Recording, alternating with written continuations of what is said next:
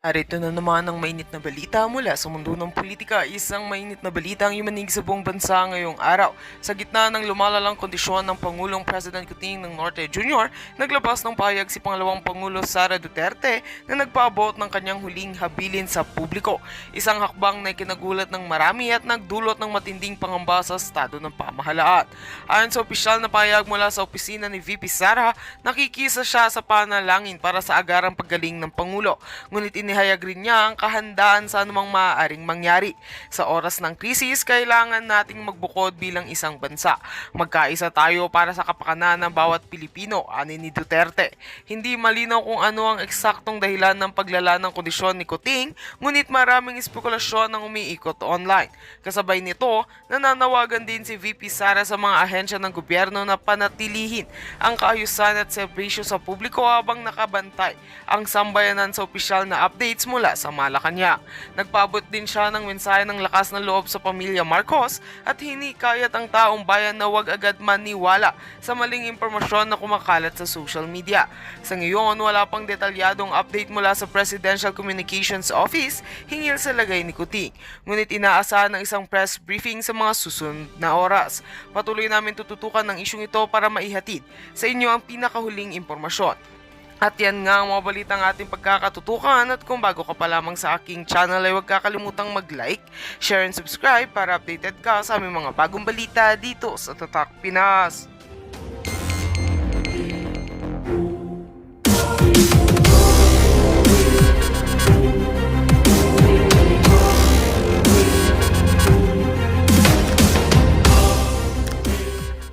Sir, wag na ho tayo maglokohan, sir. Wag na tayo maglokohan. Binabalangkas na ng mga lokal na pamahalaan ang magiging sistema sa pagbebenta ng 20 pesos na bigas. Nagbabalita mula sa Frontline. Janarua, News 5. Alam mo kung bakit? Ito lang ha, pasensya na, pupunayin lang natin ng bahagya ito ha. Kasi alam mo, alam naman natin, lumabas yung video ni Camille Villar, di ba, na nag-peace. Ganyan siya. Although nasa alyansa pa rin siya, pero ang tapang nung ngali, talagang nag-fist sign siya. So ibig sabihin, talagang Duterte pa rin siya. Alam mo mula nung lumabas na yon, ito nangyari. Ito obserbahan nyo lang ha. Biglang sinisi si Cynthia Villar tungkol dun sa rice tarification law. Yun daw ang sanhi kung bakit nahihirapang ibaba yung 20 pesos. Isipin nyo to after ito na mag-fist sign ni Camille Villar, yun ang mga lumabas. Pangalawa, bigla naman nagpatawag to si Congressman Hong Hang. Ang pangalan nun? Hong Hang ba yun? Sandali. Kong Hoon. Pasensya na. Si Congressman Kong Hoon nagpapatawag daw ng hearing para dito sa sinisisi naman niya yung prime water ni Manny Villar. Kesyo daw bad service, bigla naging bad service. Ang tagal-tagal na niyan. Bigla magpapatawag ng hearing sa kalagitnaan ng kampanya. Tapos biglang lumabas naman itong Siokos order kuno na si Camille Villar daw namimigay.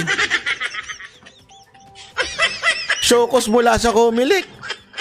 Hindi, again we're not saying na hindi ho ito mali. Mali ho yun. Pero ang tanong, ang dami-dami ho dyan. Talaga bang si Camille Villar lang ang nakita ninyo? Biglang all of a sudden, bigla ninyo nakita nung nag-fist bump lang siya? Sir naman, medyo konting delikadesa. Bigla na lang po kayong nagbago.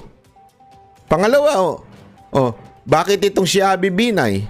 Si Abby Binay, nung nangangampanya, di ba? Ikinampanya yung isang kongresista dyan sa may Embo-Embo, ang pangalan nun yung malusog na na babae, nakalimutan ko na yung malusog na yun. Huwag na nating banggitin, baka iboto nyo pa. Huwag nyo iboboto yun. Yung malusog na babae na yun. Sabi ba naman ni Abby Binay ang congressman ng distrito ninyo, maraming pera yan. Maraming yan, blessing niya, galing sa Doon pa lang, ito si Abby Binay, inaakit na ang mga taga-distrito ng Embo-Embo na yan, doon sa kanilang congressman Peralta ba yun? Tama, sorry. Siguro natin Baka mamaya, mali. Hindi pala, iba pala. Embo, ayan na. Sino ba yung ano na yun? Yun. Eto. Medyo magulo kasi yung ngayon. Medyo ano dyan eh. Sa ano na yan eh. Sa, ay hindi pala. Ano, yan. Sa Tagig na kasi yan eh. Ngayon ginugulo na naman ito ni, ayan. Sino na nga ba yung, basta, wag na po tayong bumoto dyan ng yung distrito na kasama ni Abby Binay na yan. Kasi alam naman po natin na itong inaano ni Abby Binay na congressman dapat imbestigahan din, di ba?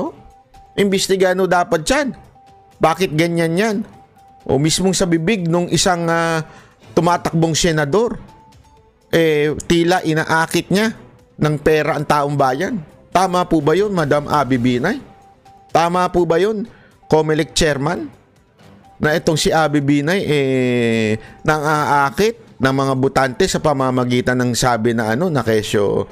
Itong congressman natin, mayaman yan, madaming pera yan. Kayo mga taga-Embo naman, mukha ba kayong pera?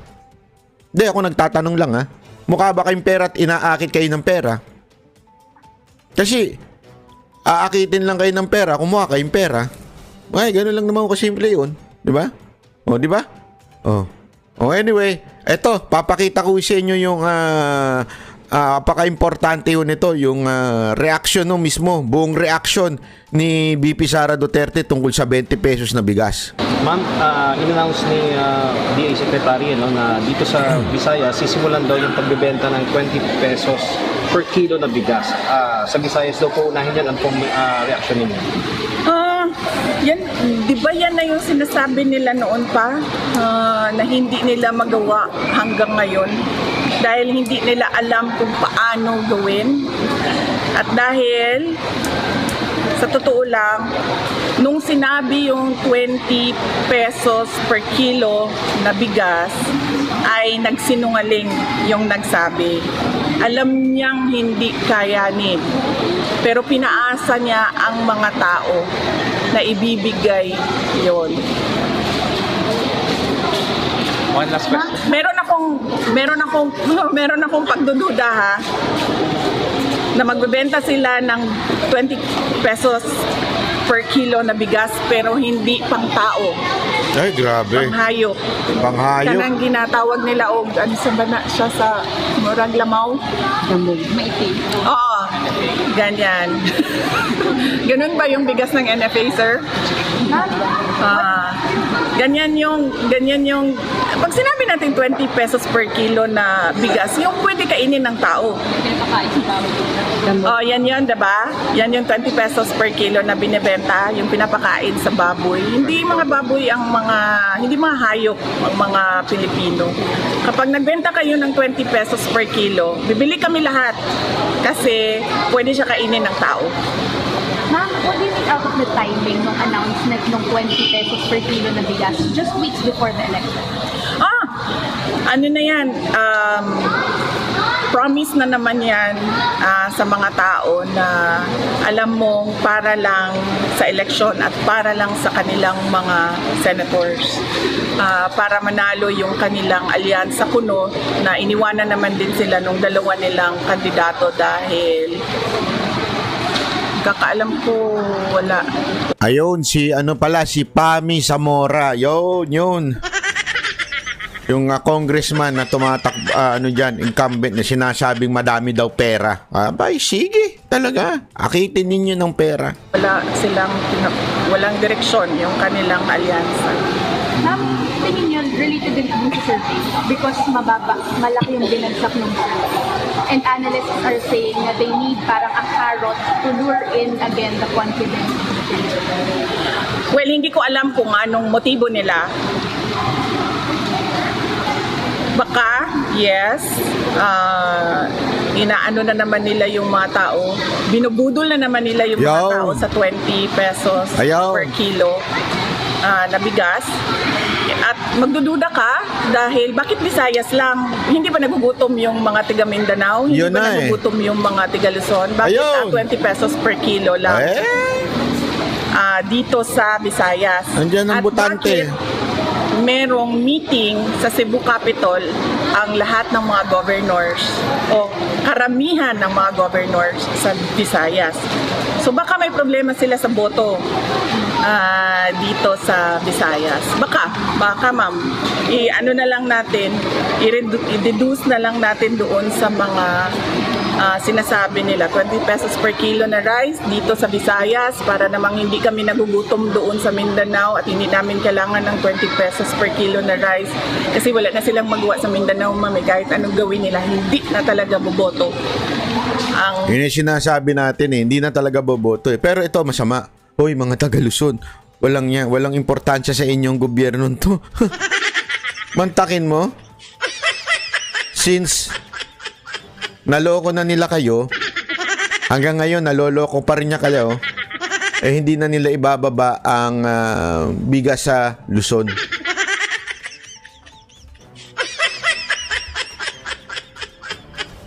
Ano to? Walang nagugutom sa Luzon? Yun ang tanong ko sa inyo. Walang nagugutom? Eh mga taga Mindanao kasi talagang ano na yan eh. Nagising na ho yan sa katotohanan na sila ay nabudol noong 2022. Kayo mga taga Luzon, hindi pa kayo magigising? Hindi pa ba kayo mamumulat? Tulog pa rin po ba kayo sa katotohanan na nabudol kayo noong 2022? Mantakin mo, Visayas na lang ngayon ng pakakainin ng 20 pesos na bigas. Tayo mga taga Luzon, ika nga. Huwag na kayong magkanin, pampataba lang daw yan. Dapat gano'n na lang sinabi mo, Aling Claire eh. kami sa mga tao na kung ano-ano lang yung pinapaasa sa mga kababayan natin. Ayan, oh. Tingnan naman natin yung reaction ni Aling Claire. Ayan, yan si Aling Claire. Si Aling Claire. Yan natin yung reaction niya. Unang-una po, matagal na po nilang ini-issue na mukhang hindi kakayanin ng Pangulo ang aspirasyon na magkaroon at mag-deliver ng bigas sa halagang 20 pesos kada kilo. Ngayon po, na unti-unting natutupad ang aspirasyon na ito. Anong unti-unting natutupad? Asan? Wala naman ka natutupad ah. Ano sinasabi mo? Hindi pa nga nangyayari, natupad na. Pangako pa lang eh. Aspirasyon pa rin yan eh. Hindi totoo ah. Sinasabi mo natutupad. When you say natutupad, nangyayari na unti-unti. Wala pa nga. Pangako pa lang din sinasabi ninyo na lalabas ang 20 pesos na bigas. So asan yung sinasabi mo natutupad? Ay pambira. Tupad. Okay. Sorry naman. Tupad pala yung pinapatukuyan mo. Akala ko kasi yung bigas na pinag-uusapan. Natutupad talaga. Oo, marami ng tupad. Lumalabas na yan. Galing nga sa gobyerno rin eh. Di ba? Yung tupad na yan, pinamimigay nga ng mga congressman yan eh. Oh. Ay, nako. Lokohan talaga ito mga kababayan. Lokohan. Pangulo, bakit muli na naman silang nagsasalita, nagiging negatibo? Muli uulitin natin, ang gusto po ng Pangulo, ng Pangulong Marcos. Naks naman, meron pang ganun. May paning pang RTBM. Kala mo gaganda yung perspective niya, ha?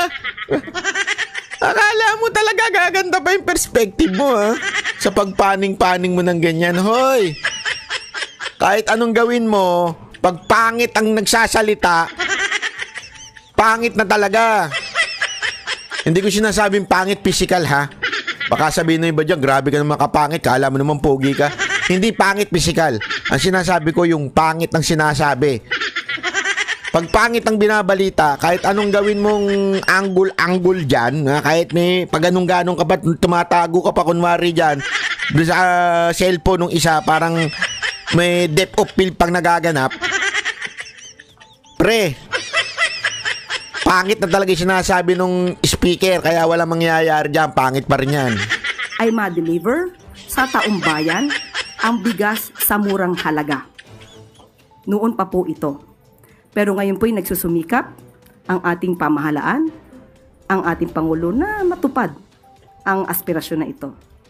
Sana po sa mga leader, ang tunay na leader at tunay na Pilipino ay dapat sumusuporta sa kapwa Pilipino, lalong-lalo na sa pinuno ng bansa. Huwag sanang pairalin ang crab mentality at huwag maging anay sa lipunan. Magkaisa tayo para matupad ng Pangulo at ng pamahalaan ang mga aspirasyon. Madam, yung pagkakaisa nyo, 3 taon na wala pa rin nangyayari. Ano to? Hindi, totoo naman eh. Magkaisa tayo para matupad ang mga Anong puta? 3 taon nyo nang sinasabi yan, pagkakaisa na yan, walang natupad ni isa.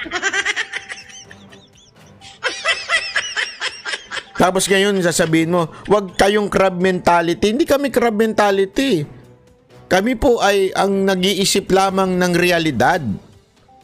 Realidad na nangyayari, tunay na nangyayari sa lipunan. Hindi crab mentality po yun. Kayo, para kayong nananaginip. Di ba? Para kayong nananaginip ng mga bagay-bagay na kayo lang ang nakakaintindi. Sasabihin ninyo, unti-unting natutupad, wala namang nangyayari. Sasabihin ninyo, mapayapa naman. Wala namang kidnapping. Pero meron. Hindi, alam mo, dito ako magtataka eh. Iba ang sinasabi ng spokesperson ng PNP doon sa PNP chief. Nakita niyo yung balita na yun sa SMNI? Iba ang sinasabi ng spokesperson, iba ang sinasabi ng PNP chief. Sabi nung spokesperson na si Pahardo, sigurado ako napalo yun sa puwit eh. Sabi ba naman niya, may kidnapping talaga. Sabi naman nung Marbil, walang kidnapping, fake news kayo. Ano ba talaga? Iba-iba kinikwento ninyo eh. Oh, kaya nga sabi ko, para kayong may sariling mundo. Saan ka ba kayo nakatira? Sa Alapaap. Ano ho ba yung inyong pamumuhay? Baka naman nasa loob lang kayo ng KOJC. Kasi sa KOJC talaga napakaganda doon, napaka-safety doon, napakalinis doon. 'Di ba? Ang mga self-sustaining ang mga pagkain doon. Baka doon kayo nakatira. 'Di ba? Ay, laking katarantaduhan naman po yung sinasabi mo dyan, madam. Para sa taong bayan. Pero ma'am, why did the government choose Visayas po? Yan.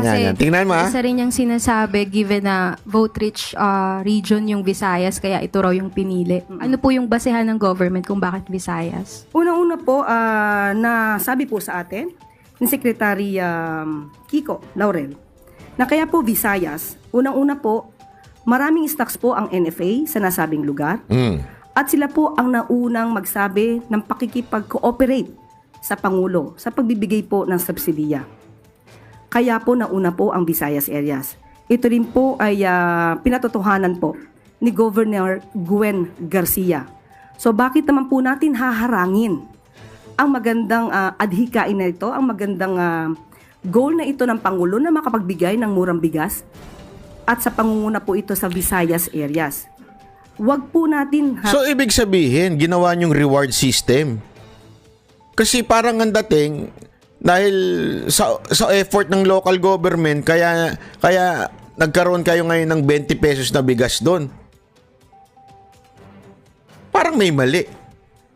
Dapat national government ang umasikaso niyan, hindi yung local. So, pag yung local mo medyo mahina, hindi nakakapag-produce ng bigas, hindi mo sila tutulungan. Ang tutulungan mo lang yung nakakapag-produce ng bigas doon sa local nila. So, ibig mo bang sabihin mahina ang mga taga Mindanao? Ibig mo bang sabihin mahina ang mga taga Luzon, particular na dyan sa Ilocos? Kaya hindi mo maibaba ng 20 pesos ang bigas kasi mahina ang mga local government dyan? O, sabit ka na naman dito, Aling Claire. Ang hirap talaga magpalusot pag nagsisinungaling, ano? Diba? Kasi ang sinasabi mo dyan, yung effort ng mga local government, kaya nagkaroon sila ng 20 pesos na bigas. Kaya nag-subsidize ang gobyerno. Kaya sabi ng subsidize, parang babaya from 33 to 34 pesos, babayaran nila yung 14 pesos. para magkaroon ng 20 pesos. So, gagawin nyo lang pala yung tulong na yan pag nag-effort ang local government. So, ibig mo sabihin, tamad ang mga taga Luzon, tamad ang mga taga Mindanao. Aba, matindi pala kayo mga taga Luzon. Antakin mo yung presidente nyong taga Ilocos. Ganyan trato sa inyo.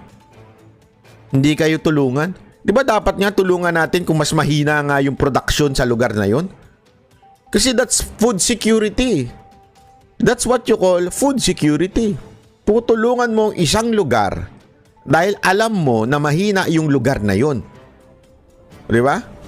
Hindi ho ito isang kumpanya. Nasa kumpanya, tama, ganyan dapat sa mga private company. Na pag meron kang isang empleyadong matikas, pag may isang empleyadong magaling, magkakaroon ka ng positive reinforcement, ika nga. Diba? Ibig sabihin, you would give him o give her bonus, o di kaya iaangat mo siya, tutulungan mo siya, may incentives ka. Yan ay sa private company. Correct ka dyan.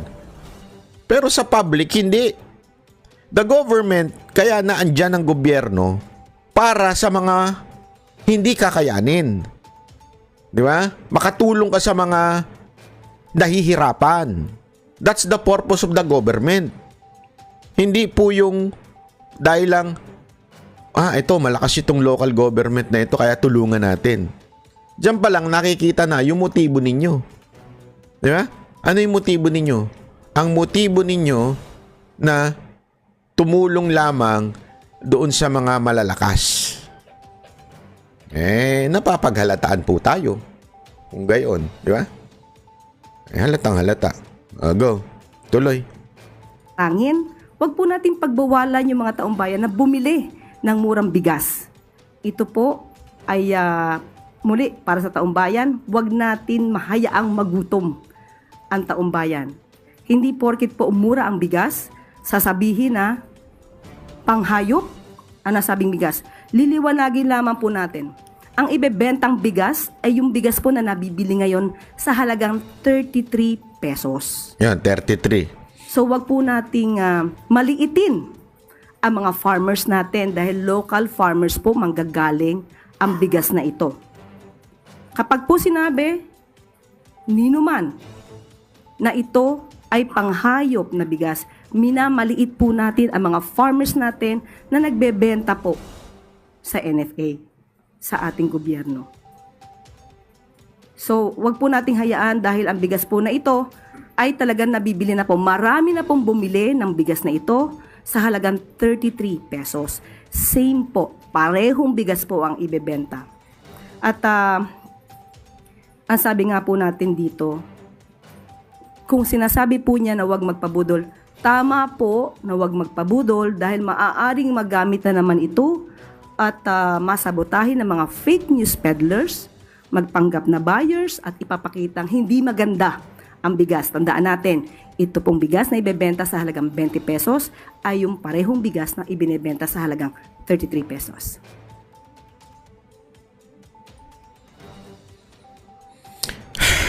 Wala talaga. Wala talaga ho. Wala hong patutunguhan itong ating gobyerno kung ganitong klase ang kanilang kukuning mga opisyal sa ating gobyerno. Bakit ho kanyo?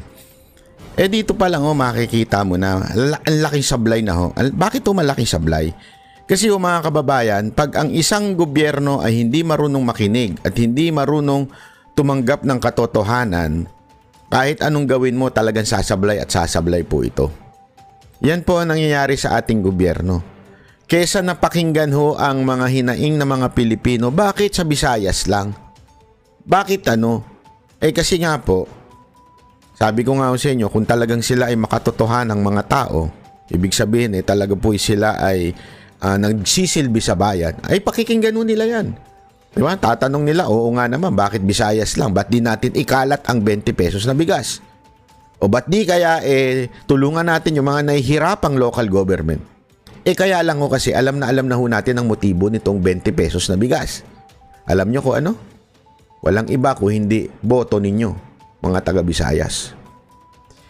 Ang tanong ko lang sa inyo mga taga-Visayas, kayo ho ba'y nasusuhulan ng butil ng bigas? Kayo ho mga taga-Visayas, nasusuhulan ng bigas na pangkain para sa mga animal o sa mga hayop. Yan lang ba ang katumbas ng inyong boto? Ganyan kayo tignan at maliitin ng gobyerno ni Marcos at ni Aling Claire. Ganyan kayo tignan at sinasabi sa inyong bigas lang ang inyong katapat. Ang boto ninyo ay katapat lang na bigas na kung saan pangkain lang sa baboy. Ika nga, sabi ni BP Sara Duterte. Di ba? Ganyan ho ba? Ganyan ho ba? Tatanggapin nyo po ba yan, mga taga-Visayas? Nasa sa inyo na ho yan. Kung hindi nyo tatanggapin, nasa kamay nyo ang pagboto.